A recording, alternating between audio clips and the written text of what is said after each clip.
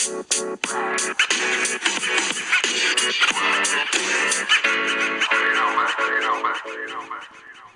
enough bullshit for one day?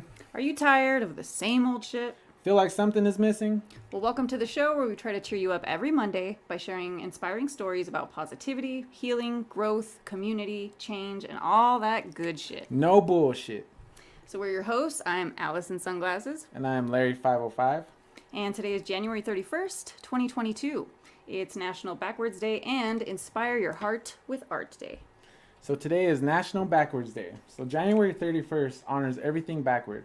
The day provides an opportunity to reverse our ways, or simply our shirt. There are many ways to celebrate this fun day, so just let your imagination be your guide. This day is very popular with school-age kids, but there is no age limit on who could participate in all the backwards fun. Here are some ways to celebrate the day. So go out the back door. Have dinner for breakfast and breakfast for dinner. Add coffee to your milk. Add ice cream to your chocolate. Do your work in reverse order. Say goodbye instead of hello. Wear your sweatshirt backwards. So write your name backwards, write an entire sentence backwards, run the bases in baseball backwards, watch a movie backward, read a book starting with the last page, play a record backwards. Okay. And you can also explore backward language by reading 5 backward ways to use words. But here's also a fun fact. Leonardo da Vinci wrote backward. Really? Not only did the artist write from right to left, but he also wrote his letters backward. Dyslexic much? So do things backwards and use hashtag National Backward Day to post on social media. And it is also National Inspire Your Heart with Art Day. Ooh. Inspire Your Heart with Art Day encourages us to ponder how art affects our hearts. This day encourages us to explore the many genres of art and let it inspire us. Art is valued and appreciated for all sorts of reasons. Whether we're touched by music or see it in an artist's soul through their work, art has the power to change us and to inspire our hearts. So how to observe this day? Visit an art gallery, attend a live theater performance, attend a ballet performance, start your masterpiece, attend an art lecture, explore a new technique, see an inspirational film, or share your art with others. Remember that art has the ability to make us laugh, bring us to tears, or even relax us. So don't forget to have a friend join in with you. However you like to celebrate the day, don't forget to use hashtag Inspire Your Heart with Art Day to post on social media. So to follow up from last week's episode 4, which was Detox and Fasting. Detox and fasting. Which apparently, for the record, you guys didn't really like. Nobody likes, I guess. You fat bastards. Honestly. And I also wanted to mention that we didn't get any fucking emails yet. Again. Still upset about that. Damn it, people. Seriously, write emails. But we did get a few new listeners in new countries, which is really exciting. Now we have Portugal, India, Singapore, and the Philippines. Yay. Yeah, and our male listenership also slightly went up. So it's 42% now to the females 56. So we're still winning, but you guys are doing better. I'm proud of you. I understand, okay. And we still have only 2% of the unspecified podcast hobos. 2% people. Come on. I know. You guys really need to share it with those hobos. What are you doing? And then again, there is no progress on episode polls. So please, after you listen, look in the description and there's questions you can answer. Yes, and please do. Episode. So for this episode, our new topic, which is art therapy, we got into the history and origins like we always do, which I'm sorry to say is super fucking long. This is going to be a long one. Super long. It is. It's a pain in the ass. Ugh, this topic. Anyway, and we also have our miracle stories. And our miracle stories are going to be about some artists who their art inspired them to live a long life because they have a bunch of mental problems, but it goes into our episode. Okay, good. So art helping people. So let it inspire you. And let me just tell you now, these are kind of graphic, so be ready for it. It's going to be intense. It's a very explicit video episode. Content. Yeah, Yes. The miracle stories are crazy. Okay.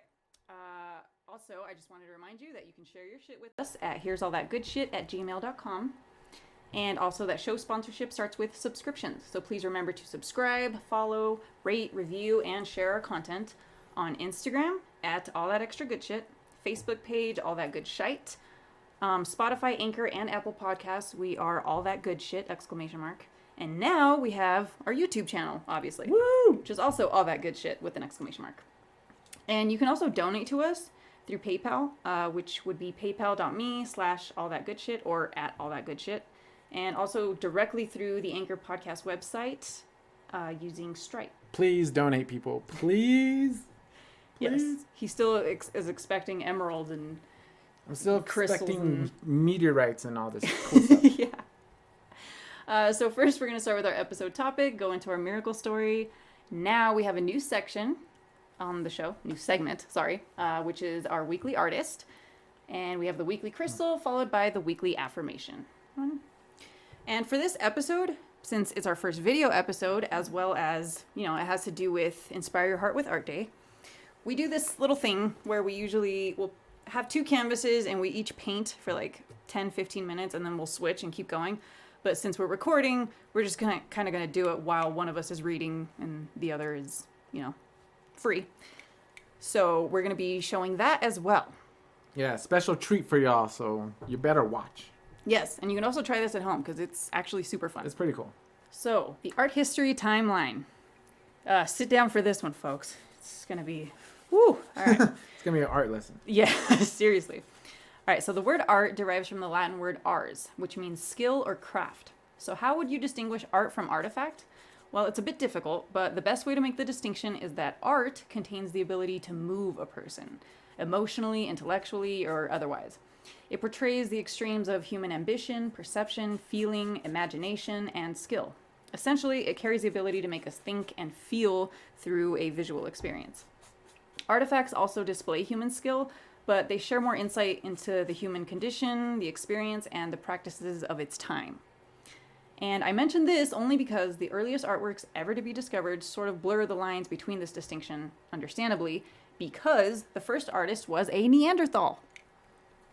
Although scientists previously believed that only the first Homo sapiens were mentally capable of creating art, history and carbon dating has proven otherwise. Evidence shows that Neanderthals were already settled in places like Europe when the first Homo sapiens even began to migrate out of Africa.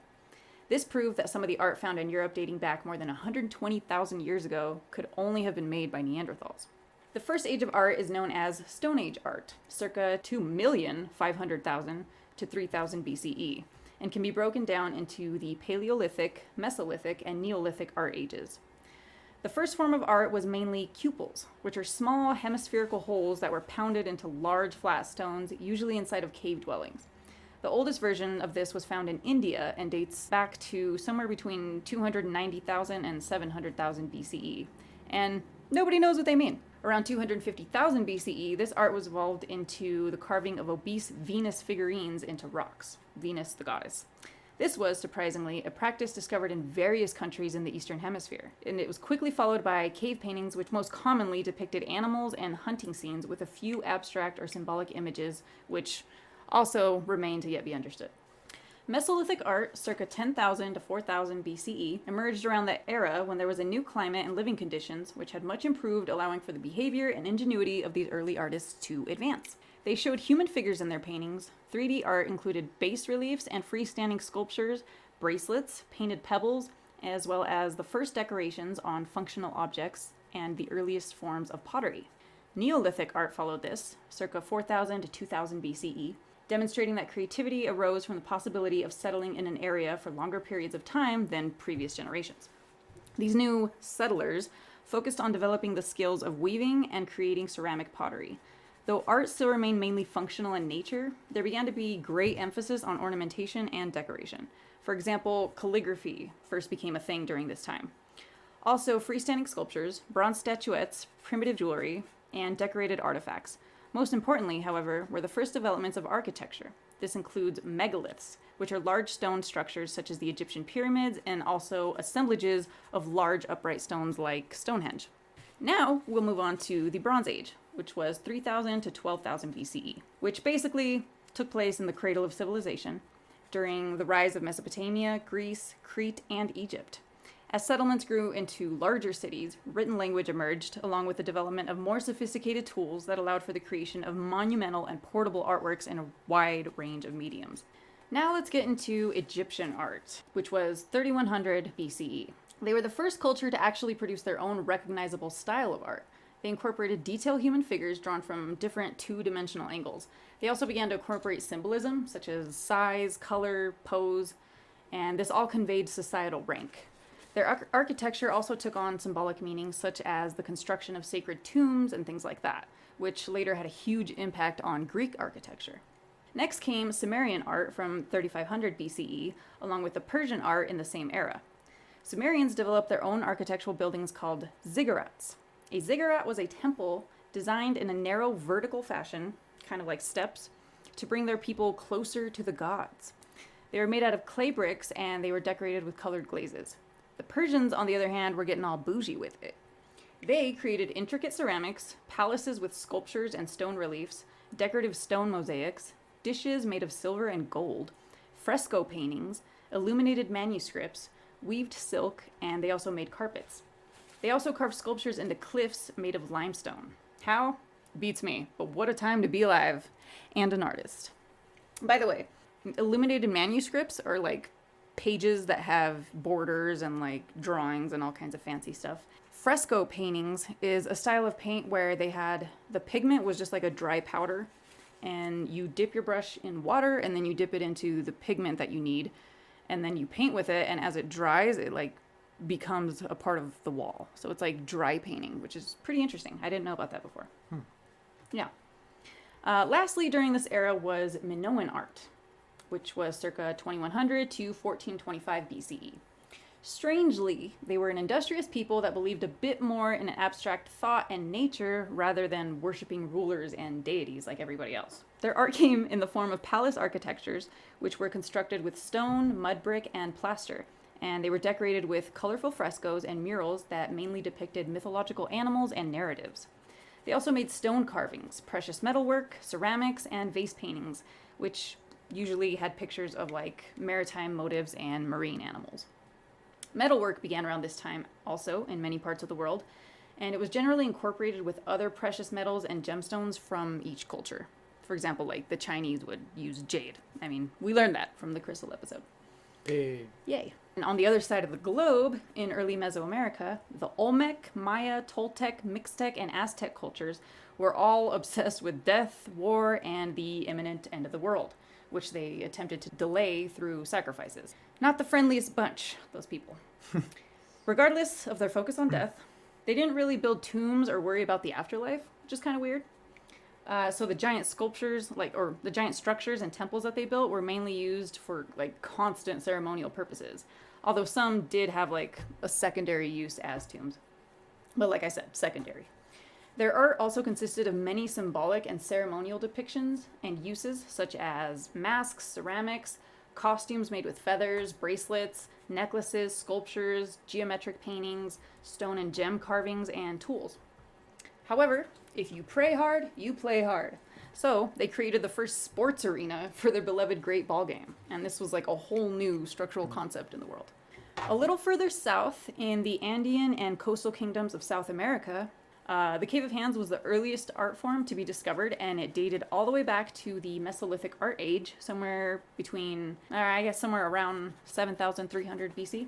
And the Chavin, the Mochi, Baracas, Nazca, Tiwanaku, Chimu, and Incan cultures evolved their art from cave paintings and carvings to ceramics, portrait vases, metallurgy, textiles, large-scale pottery, silversmithery, featherwork, goldsmithing, jewelry art, sculptures of gold and silver, as well as monumental architectures made from stone or adobe. Their architecture also included the new invention of labyrinths, fortresses, and defenses. They were all constructed in such a precise way that they could withstand all of the earthquakes in that region. Holy shit. Yeah. But getting back to the Eastern Hemisphere, we move on to the Iron Age of art, which was circa 1500 to 200 BCE. Mycenaean or early Greek art, 1500 to 1100 BCE, began to incorporate glass and the carving of gemstones into their decorum. However, they were warriors, so a lot of their art was made just to glorify their rulers. So tombs were filled with gold work, ornamental weapons, and precious jewelry. From 1100 to 100 BC, the ancient Greeks were creating what is referred to now as the finest art ever made. So, of course, humans being humans, They obliterated pretty much all of it, except for a few ruins or copies made by the Romans, who were jealous that they could never match the superior craftsmanship of the Greeks. And I'm not making that up, that really happened. So when these ruins were discovered during the Italian Renaissance, they became the cornerstone of Western art for like over 400 years, but we'll get into that later. After this, things got dark in 12th century BCE with the rise of the Dark Ages, and so nobody anywhere was making shit for a while. But after that, in 900 BCE, during the geometric period, it all came back, mainly to glorify aristocratic families who fucked shit up and achieved power during the Dark Ages. Lucky them. Then came the Oriental period, where a lot of the artwork that was being produced began imitating the style of Eastern design work, like godly animals, curved lines, and floral patterns. Basically, everybody was on an Asian kick at this time. Following this came the Archaic period, in which there were the first anatomically accurate sculptures of nude men. How did they make that leap? I have no idea. But this paved the way for the Greeks to step in and rock it for several years with the most superior craftsmanship the world had ever seen. I would say that this would be a great time to be alive and be an artist, but I would really rather be making carpets and decorative mosaics with the Persians than staring at naked Greeks all day and then turning them into permanent naked structures that everybody else can stare at for eternity. You know? I don't want to look at it. Although this age did make the great leap in making painting more realistic figures because they invented the new techniques of highlighting, shading, and coloring to add dimension, they also made advances in pottery with the invention of the pottery wheel and different colors of pottery made from different materials. So there is that. It didn't have to be just naked people. Following this was intrusion art, circa 600 to 90 BCE, which came from Etruria, Italy, and they were known for making the first figurative sculptures out of stone, terracotta, and bronze. Celtic art came next, circa 600 to 100 BCE, which was characterized as complex linear design work, beautiful metalwork, and spiral, zoomorphic, and knotwork designs. Most of these artists became absorbed into the Roman Empire, but their art style would also later resurface. Roman art, circa 200 BCE to 400 CE, was a huge mix of cultural influences, which boiled down to logic, engineering, and military matters. You know, keeping it Roman. Their architecture now needed to accommodate a massively growing empire, so they engineered drainage systems, aqueducts, bridges, public baths, sports facilities, and amphitheaters, as well as the architectural invention of arches and roof domes for the first time. Paintings and sculptures of various qualities, skills, and materials were created as a result of the growing wealthy population, because common people had more access to the tools required to create this art, just like the renowned artists did. Though most of the art they created still tried to imitate that of their superior Greek neighbors. From 330 to 1450 CE, the art of Byzantium, which was the next art stage, had become almost entirely religious Christian art. They didn't allow for 3D artworks anymore, so iconography became a thing, like specific colors to represent specific things. It was kind of like a code that all of the artists at that time knew. And in addition, they replaced stones with glass in the form of mosaics. Next would come the Irish Christian art from 600 to 1100 CE. As a sort of secluded island, Ireland was relatively untouched by the Romans or the Dark Ages, and everybody else's bullshit for that matter. Therefore, they expanded their network of monasteries, inviting more scribes and painters to join them, which actually contributed to the religious movement through famous, ornate, illuminated gospel manuscripts that were enhanced by Celtic designs, jewelry, and metalwork. They also created famous ornate chalices, shrines, crosses, and other religious relics. Basically, the whole style that comes to mind whenever you think of like Lord of the Rings and other movies of that nature. During all of this time, Asian art was developing in a different way. Islamic beliefs forbid all forms of human iconography, so instead they developed complex geometric patterns, illuminated text, and calligraphy. India and Tibet produced a lot of color pigments, so their artwork was brightly colored with strong outlines. Sometimes these paintings were made on cloth instead of paper, and in China they specialized in ceremonial bronze sculptures, Chinese pottery, lacquerware, jade carving, calligraphy, and brush painting. In Japan, woodblock ink prints, Buddhist temple art, and Zen ink paintings were some of the main types of arts that they used. Now, fucking finally, we begin what is actually historically considered the beginning of the art history timeline with, Yay. right, with Romanesque art, circa 775 to 1050. Christian objects, stories, deities, saints, and ceremonies were the main artistic focus of this era. They mainly consisted of wall paintings, mosaics, panel paintings, and book paintings. These paintings were often symbolic, with the more important figures appearing larger, having distorted human faces, showing scenes of high emotional value, along with the inclusion of mythological creatures, and they almost always appeared inside of churches. The Gothic era, from 1102 to 1500, was accurately named because people were celebrating their new levels of freedom and thought and like religious understanding, but at the same time, there was like the looming fear that the apocalypse was near, much like the Aztecs. During this time, they thought, fuck all that. We're just going to paint our reality. So paintings showed images of normal people doing normal things like working in the field or hunting and stuff. And there were more three-dimensional details on every single little thing, like even the clothing. The Renaissance era came after that, from 1422 to 1520. And this was also appropriately named because it was the rebirth of the cultural art that was made by the Greeks and the Romans. The focus remained on the natural and realistic world in which people lived. The 3D perspective came back into play, so that art could be viewed from all angles and not just from the front. This was the time of the statue of David. Paintings became even more realistic as artists shifted from the use of tempera paint to oil paints, and the scenes became more complex and added some nuance to the human characters. Mannerism came next, from 1520 to 1600. The paintings of this era became more exaggerated in the expression of human gestures, poses, feelings, and even their clothing. This was followed by the Baroque era, from 1590 to 1760, displaying the same characteristics of the Renaissance and the Mannerism era. They focused more on man than God, and over-exaggerating human features, but now the paintings became far more increasingly unrealistic and magnificent. They showed things like kings mingling in the heavens as if they were gods themselves, emphasizing the self-importance of humans. The sculptures were now derived from prized materials like gold and marble in order to convey their wealth and status. Symbols of good and evil were also a constant dominant trait in artwork during this time. From 1725 to 1780 was the Rococo. I'm going to say Rococo. Rococo? Rococo? It's Rococo. It just sounds funnier. The Rococo art age, which was mainly French, leave it to the French to come up with some weird, obnoxious thing, and they portrayed an unrealistic world that was like light and carefree. The colors were lighter and brighter, and the style was softer and less detailed. It truly reflected the attitude of the French aristocracy of the time. Classicism evolved next, from 1770 to 1840, also in France. However, this era reverted back to the more serious styles of artistic expression like the Renaissance period of the Greeks and the Romans. They used realistic human forms and two-dimensional colors. This was because the colors were no longer symbolic. It was a very literal representation of everyday life, designed to instill feelings of patriotism in the people of each nation who saw them. From 1790 to 1850 was the rise of Romanticism. Occurring at the same time as Classicism, Romanticism was born as like an emotionally charged reaction towards Classicism's strict nature. These paintings were more sentimental as people explored further into intangible things like emotions and the subconscious. There's no real like exact style of art at this time, but they just carried more meaning. And these poor artists were often ridiculed for their interpretation of the world around them by logical, unfeeling assholes, as usual.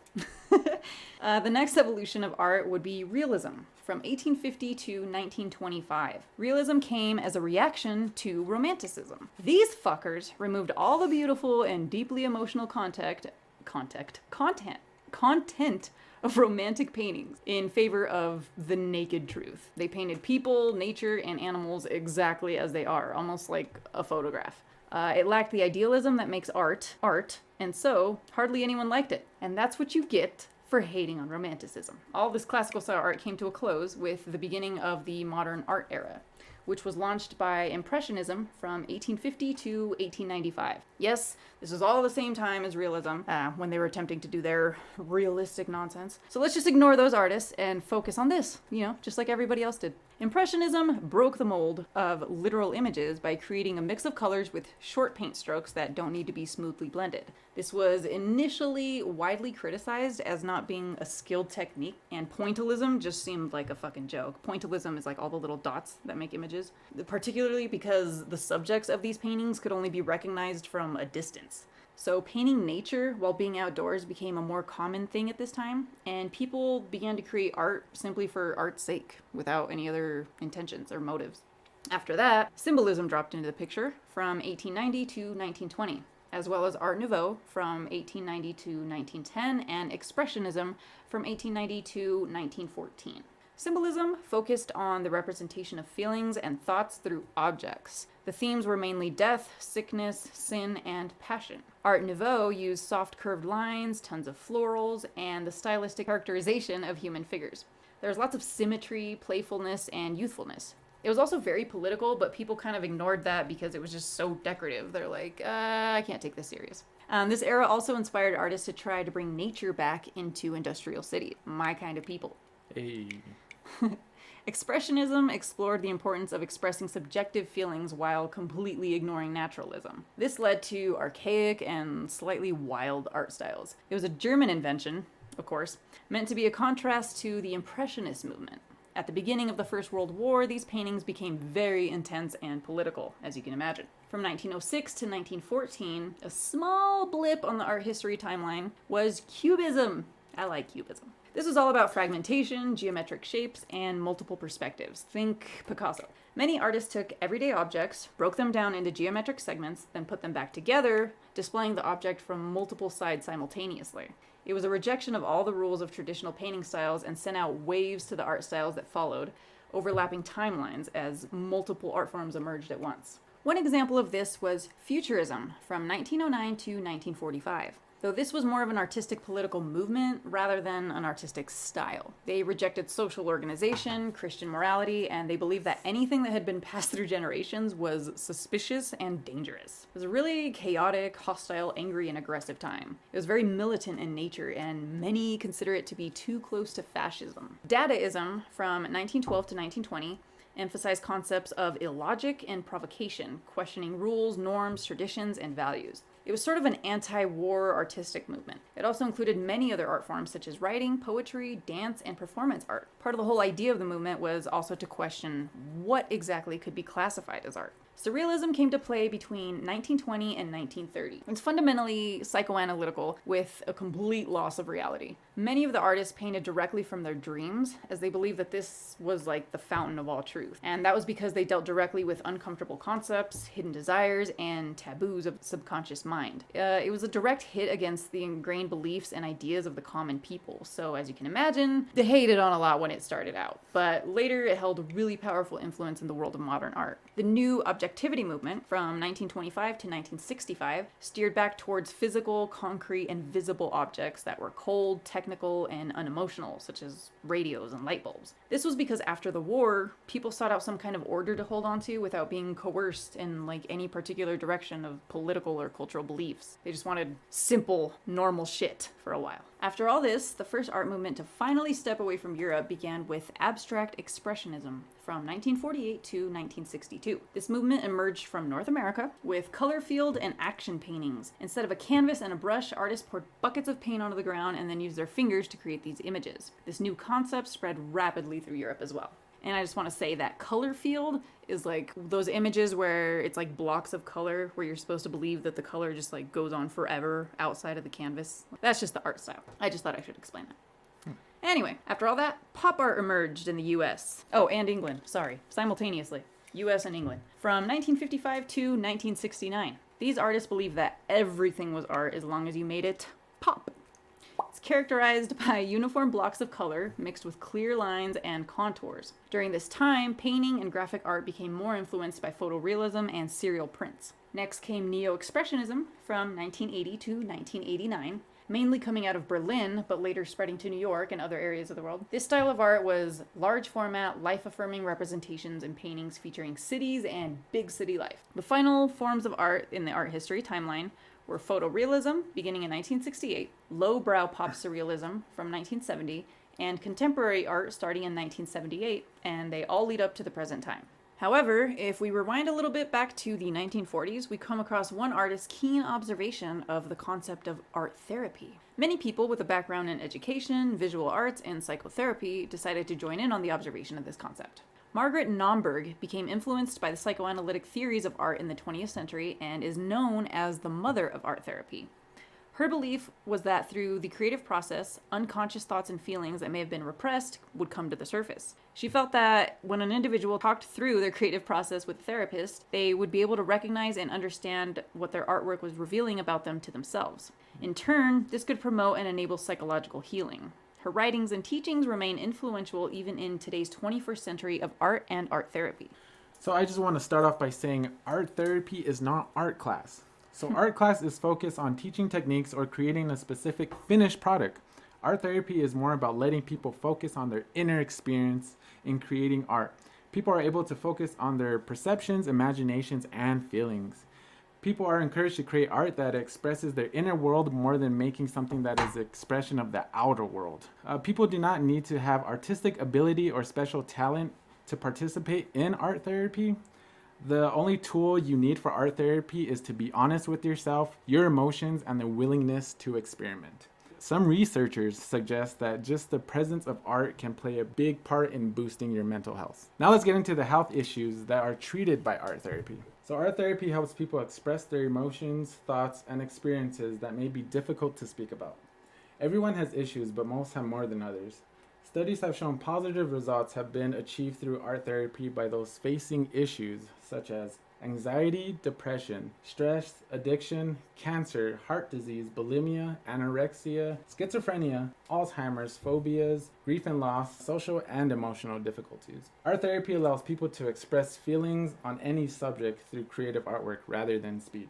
It is believed to be particularly helpful for those people who feel out of touch with their emotions and feelings. Individuals experiencing difficulty discussing or remembering painful experiences may also find this therapy beneficial, especially for people who don't like to come out of their shell, just like me. Now let's get into art therapy techniques. Common techniques used in art therapy include painting, finger painting, doodling, scribbling, sculpting, drawing, using molding clay, carving, making pottery, using textiles, making collages, photography, and coloring. Art therapy is not the only type of creative art used to help with mental illness. Other types of creative therapies include dance, drama, music, writing, sound, poetry, and expressive therapy. So don't be afraid to get creative. Art has many styles. It is always fun to have your own unique style. So let's go into the benefits of art therapy. So through art therapy, it lets a person explore emotions, it addresses unresolved emotional conflicts, it improves social skills, and raises self-esteem. Art therapy primarily aims to help individuals experiencing emotional and psychological challenges. It achieves personal well-being and improves levels of functions. Art therapy has been shown to be beneficial for people of all ages. Research indicates art therapy can improve communication and concentration and help reduce feelings of isolation.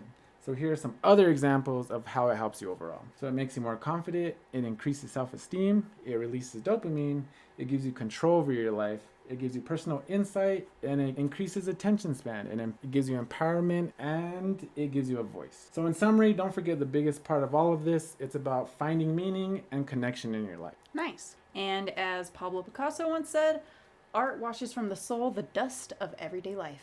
Don't forget to check out the links and sources for our research in our episode bio.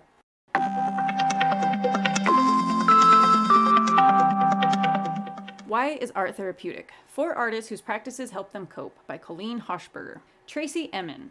Tracy Emin is a renowned member of the Young British Artists, or YBAs, and she works across a variety of media to create autobiographical and confessional art. Emin is a survivor of a painful childhood and adolescence. She was raped at 13 years old and later dealt with drug abuse, alcoholism, and anorexia. In 1996, Emin locked herself in a gallery room for 2 weeks with canvases and art supplies in an art therapy-like attempt to discover herself through painting. The result was a flood of over 95 autobiographical works like Exorcism of the Last Painting I Ever Made, which displays the words, "Most of my life has been built on fear."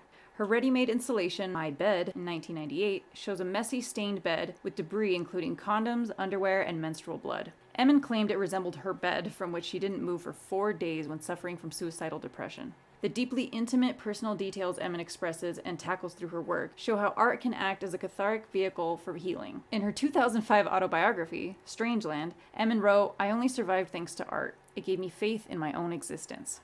Next is Kim Noble. Artist Kim Noble has dissociative identity disorder, or DID, where a person develops multiple distinct personalities, typically as a reaction to trauma to cope with pain. In and out of hospital since the age of 14, Kim became interested in painting in 2004 after meeting with an art therapist. As a result, 13 of Kim's different personalities, many of who are unaware that they share a body, are artists and have developed their own individual styles. Noble has exhibited her works in over 60 exhibitions, nationally and internationally. In an interview about her work exhibited at London Zebra 1 Gallery in a show titled With Art in Mind, Noble states, "Art gives me a feeling of unity. It has helped me to get in touch with a feeling of confusion, madness, and the unknown.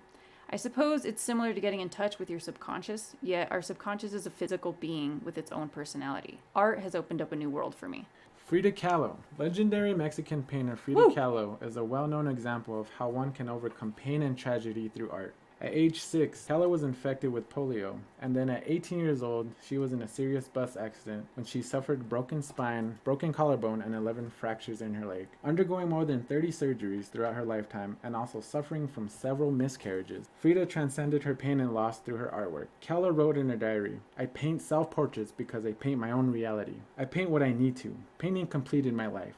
I lost 3 children, and painting substituted for all of this. I am not sick, I am broken. But I'm happy to be alive as long as I can paint." Hell yeah, Frida. Nan Goldin. American photographer Nan Goldin documents LGBTQ bodies, intimate moments, the HIV crisis, the drug pandemic, and more, through deeply personal and tender portraits. Goldin has used photography as a means to coping with pain throughout her life, starting with the earliest and greatest trauma she's experienced, losing her older sister to suicide when Goldin was 11 years old. In 2014 interview with The Guardian, Goldin declared, "Photography saved my life. Every time I go through something crazy, traumatic, I survive by taking pictures." In one of Nan's photos, she captures a picture of herself after being beaten in 1984. She boldly and bravely confronts the viewers with a bruised and swollen face. Unafraid to show what she's been through, the photograph was taken after Goldin was severely abused by her lover and marks the end of a long-term intense and emotional relationship. So don't forget to check out our images that have to do with these people from these stories on our Instagram at All That Extra Good Shit and our Facebook page, All That Good Shite. And also, if you have a true miracle story of your own that you want to share with us, or, of somebody that you know, email us at here'sallthatgoodshit@gmail.com. So, with these stories, Frida is, she is an inspiration for me. I kind of hate the fact that she stayed with Diego through all that shit. But, for somebody who's, used to suffering, I guess, you stay in your comfort zone. He's an ugly bastard. I don't know why she was with him. Why was she with him? Because he was such a talented artist. Who art, the fuck cares? Art impresses people. He's, a really political... You know what? We're not talking about Diego. Fuck Diego. He doesn't get a moment on our podcast. Yeah, fuck you, Diego. Yes, no more Diego. Anyway, going back to the other stories. This chick that photographs fucked up things, I'm like, I get that might help you, but in the moment, she said that she first started by taking photographs when she lost her sister or whatever. I'm like, did she take photographs of her suicidal sister? What? That's kind of in the moment. I'm taking pictures. Isn't that kind of rude? I don't know. It just seems weird. You're sad. Oh, you gonna kill yourself? I know, right? Click. That's a good picture. So, proceed. Proceed onto what you're doing, I guess. Oh, that's fucked up. But yeah, no, that's what I was thinking when you were reading that. I was like, what? But I do give her props. Being beaten by your husband after and then, taking a picture of yourself. I'm like, that's some really strong shit. I don't see that as an artistic thing. I see that as I'm going to take a picture of this. That way I remember every time I think of going back to this motherfucker, Yeah, well, her mentalness is, super different from anybody else. Yeah. But I give her props for actually doing so, though. Yeah, no, it does take the, guts to just be fuck it, I'm going to take a picture. I already went through it. How much worse could it get? I guess that's another cool way of therapy, though. I never thought photography. You know what I mean? Yeah. It's not my forte, but I do know that people that are into photography are, super into it. Yeah. They won't shut up about it. It's something I want to get into, so people get into photography. It's no. expensive, but if you just have a Polaroid, fuck it. Yeah. You can do it with anything. And, like I said, they don't have to be pretty pictures, What did you think about that? Tracy chick? What did she do? Wait, so she She was dealing with a bunch of shit about killing herself, and she locked herself in an art gallery. And she just went fucking nuts. Painting to, like, discover herself. I was like, holy shit. She locked herself up after, like, thinking suicidal thoughts and stuff. And was like, you know, I'm just going to go fucking crazy, and whatever expressions I have is going to fucking come out. Yeah, no. When I heard that, I was like, that's my fucking hero. How come I've never thought about that? Like, that's like, that just sounds so fucking liberating. She should have recorded herself doing that. That would have been fucking crazy. She should have brought the photographer chick, and they could have had a They could have linked up and, you know. Collaborate, hell yeah. Dude, there'd be all kinds of crazy ass shit going on in there. That's funny. So do you use art therapy in any kind of way, or like art as therapy? Yes, I do. I feel like I make portraits for people. Even though I take it as a masterpiece or whatever that I have to finish to give to somebody, I take it as therapeutic because I love colors and your imagination is just set free, and that's what I like about it. And with you, you're super artistic. How do you take art therapy? I mean, I've kind of always thought about it as therapy. I don't think I ever thought of it as not therapy. Like if somebody, well, okay, and that's the weird thing. Like sometimes people will commission or whatever you call it when they're like, hey, can you make me this specific thing? And I'm like, no, I'm not feeling that. Like maybe one day, or most of the time I'll be like, yeah. And then I'll like start it and then I'll be like, yeah, I'm not into this. Like I have to actually feel something when I make art, which is actually why a lot of it is like, I mean, it has a lot of symbolism. A lot of the shit that I paint, like I'm actually trying to figure out how to take something that I'm thinking or feeling and make it like a picture, like a symbol, like something that represents exactly what I'm trying to say. Like for example, this tree, and I'm sorry to the Spotify or whoever is listening on audio, but you're just gonna have to check out the episode. Anyway, on this tree, this was during one of our fights. Remember? Yeah. And so I actually painted it upside down. Like the whole time I was painting from this side up, even though these are roots. Because that's like, it just made sense to me at the time. It's like, this is what I'm going through, but I want to get, like, I want to figure out in my own mind where it all came from. So, yeah, I don't know. Interesting take. I really do get emotional, I guess, with my art. Although with like this one and the other one, those were during like the wine and painting classes, which, you know, wine is also a great necessity while painting, in my opinion. And you can't see it, but she also did a very good mirror painting right here. Oh, well, yeah. a frame of, she framed the mirror, but also, yeah, it's fucking sick. And I have another mirror that I painted also. I don't know. This one I painted just because it had a frame already, and then the other one I painted because it broke. So then I kind of went over the cracks with a hot glue gun to make like an outline, and then the cracks to me, when I like first saw it, I mean, of course I was like, fuck, someone broke my mirror? But then when I looked at it, I was like, that kind of looks like the wing of a butterfly. So yeah, I made like the outline, filled it all in with paint, and turned it into a butterfly. And then everybody's like, what the fuck? I need to break my mirror and do art. I'm like, well, it's kind of turning a negative thing into a positive thing, you know? Because I'm like, maybe if I paint it, I won't have 7 years of bad luck. Maybe I'll have 7 years of inspiration, you know? So that's right. Be creative in anything you find. Yes. And when you express yourself in your art, it's actually kind of cool because even though it might be on display for everybody, not everybody's going to understand it or know exactly what they're looking at. So it's kind of like you get to express yourself without having to give anybody details. I mean, unless, you know, they ask and then you're trying to explain it. But it's just neat because you're like, it's all there and you know that other people looking at it don't see it. I think that's cool. Yeah.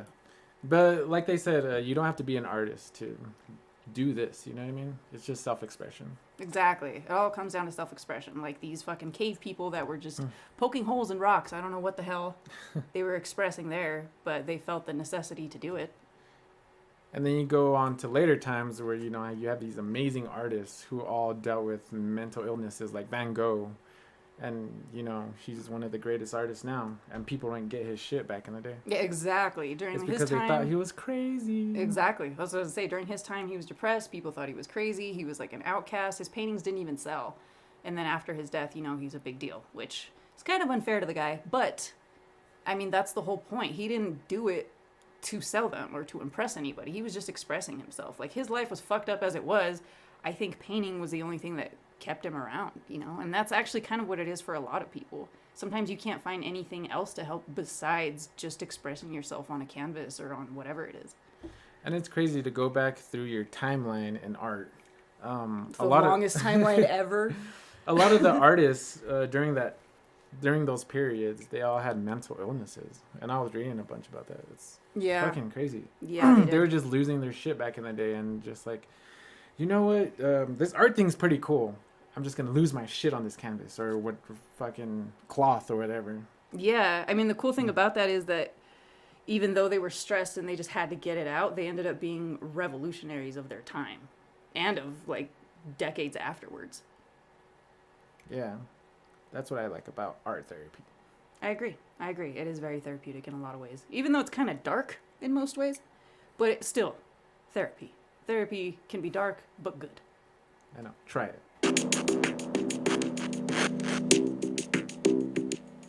And now we move on to a new segment of our show called Weekly Artist. This week's weekly artist is Kelsey Maren, located in Denver, Colorado, USA, but she can do shipping. And her art is a mixed media that she uses to create beautiful and enchanting little displayable fairy homes that sometimes even light up. Her projects are made to order though, so you have to kind of let her know in advance, you know, I want you to make this for me, and she'll make it for you. She doesn't have like a shop where you can just buy pre-made fairy homes. But also with every purchase, she plants 5 trees. And her favorite piece is a fairy box that she created for her friend's little girl. She claims, I have felt immense joy in creating art for children. It brings out my inner child greatly and a sense of wholeness in my heart.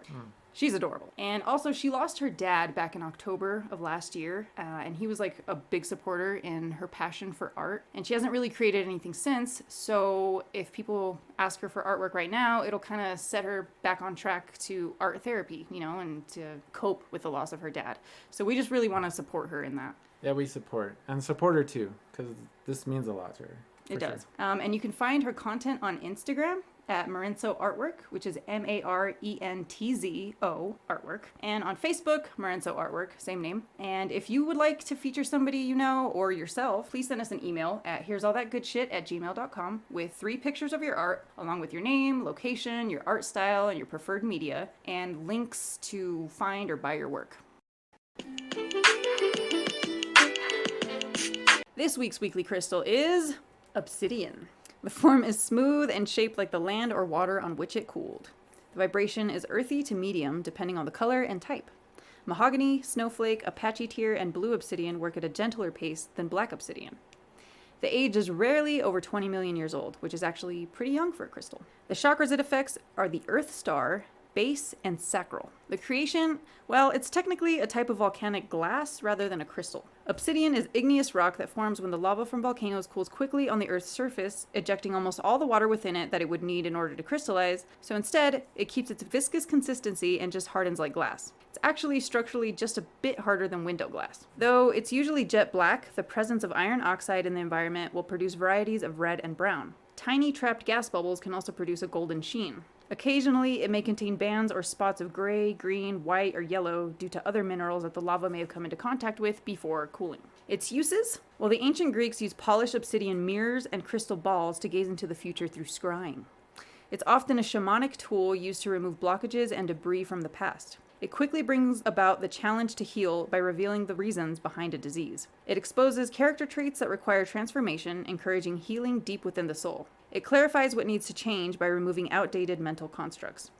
Placing obsidian in a room reserved for healing will facilitate a rapid release of core issues and will absorb the negative energies released by them. Physically, the qualities of drawing away negative energies can help your body detoxify, soften, and realign. It helps you rediscover your power when you feel it has been lost. Placing it at your feet while visualizing cords passing from each foot and going deep into the Earth Star will help you feel anchored during times of turmoil. Black obsidian aids you in exploring and reframing your ancestral lineage, bringing you back onto the spiritual path. Spiderweb obsidian helps you recognize the patterns and controls that you put into place that keep you trapped in the past. It reveals how you've manipulated yourself and others in order to survive, and allows you to consciously create a new web of light and support to reach what you truthfully desire in life. Apache Tears obsidian blocks psychic attacks and harmful intentions directed at the wearer by providing a shield for their aura. And finally, rainbow obsidian is used to cut through energetic cords that bind two souls together inappropriately. So if you know people who shouldn't be together, just low-key get them some rainbow obsidian and be like, isn't this nice? Yeah, this is for your anniversary. Don't do that. Some people don't belong together. That's all I'm saying. They shouldn't insist on it. Anyways, if you want to see images, aside from the obsidian that we've displayed here in the video, you can check them out on our Instagram at All That Extra Good Shit and on our Facebook page, All That Good Shite.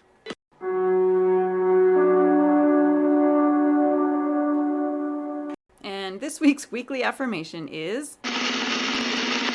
I feel peaceful because I know my worth. I walk the path of life with firm steps. And just remember that you can check out this image of this affirmation on our Instagram at All That Extra Good Shit and our Facebook page, All That Good Shit.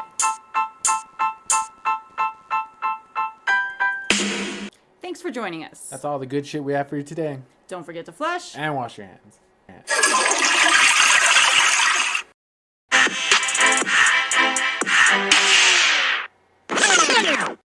Don't forget to flush. And wash your hands.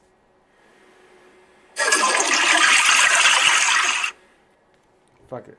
What was that?